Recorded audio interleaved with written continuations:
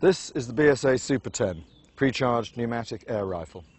It's available in both rifle and carbine versions, and it's also available in a bull barrel version of both the rifle and the carbine. The gun has an air supply contained in this 200cc bottle, which is charged either by a pump or a scuba tank. It's a regulated gun. The regulator governs the consistency of the shots and makes it a very accurate air rifle. It has a manual safety catch, the forward position with the red dot showing being the fire position, the rear position being the safe position.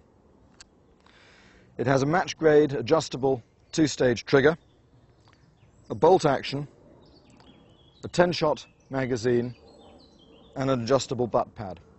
Make sure that the gun is empty, remove the magazine and ensure that there is not a pellet in the breech. To use the gun, you simply cock the bolt, bringing it all the way back and down into the rear position, and then take it forward. The gun is now ready to fire. To remove the magazine for loading, the bolt has to be withdrawn and put into the rearward down position. The magazine can then be lifted from the gun for loading.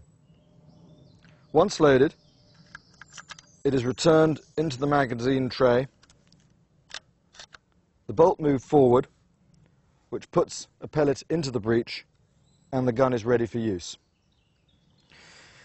This gun has a safety feature, which is a deadlock, which incapacitates the trigger in certain circumstances. This can happen when loading the gun. If the bolt is not brought all the way back, the trigger will go into deadlock, and I'll demonstrate that. If I bring the bolt back halfway and forward, the trigger locks solid. If this happens, remember that there is already a pellet in the breech, and that by withdrawing the bolt and pushing it forward again, another pellet will be loaded behind the first. So, should this happen, bring the bolt up and back, lock it down in the rear position, remove the magazine, put the bolt into the fire position, and shoot the gun. This will allow you to shoot the pellet that's in the breech.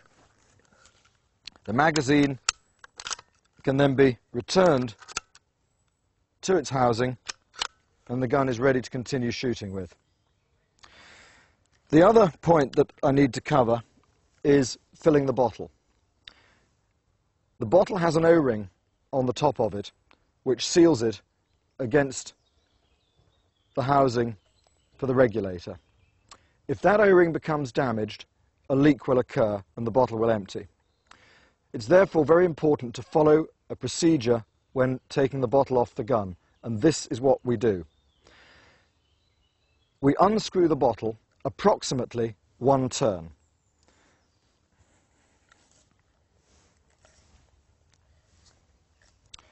By doing that, the needle valve in the top of the regulator will allow the valve in the top of the bottle to close.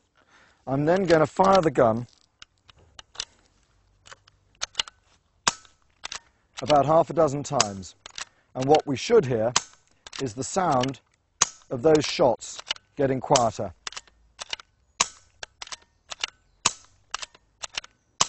I'm glad that's happened, because what it allows me to do is just to explain that on some guns the position and the amount of turns that you have to undo the bottle will vary. So with this gun, I'm going to give it another 3/4 of a turn, and I'm going to repeat the process.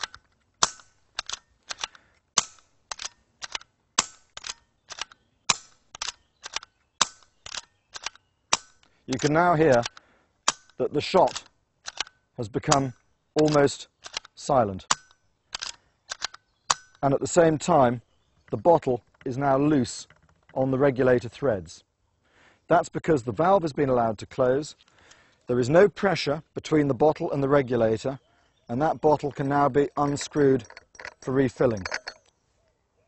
Once the bottle has been filled, it's replaced on the gun, and turned until it starts to bite. At that point, turn it one more full turn, and the gun will then be ready to shoot again because the needle valve is opened, air has gone from the bottle into the regulator, and the regulator is charged. With regulated guns, you will sometimes hear the noise of air moving from the bottle into the regulator after shooting. So after each shot, you may hear a slight hiss or the sound of the air moving through the chambers. It's nothing to worry about, it's perfectly normal. The BSA Super 10.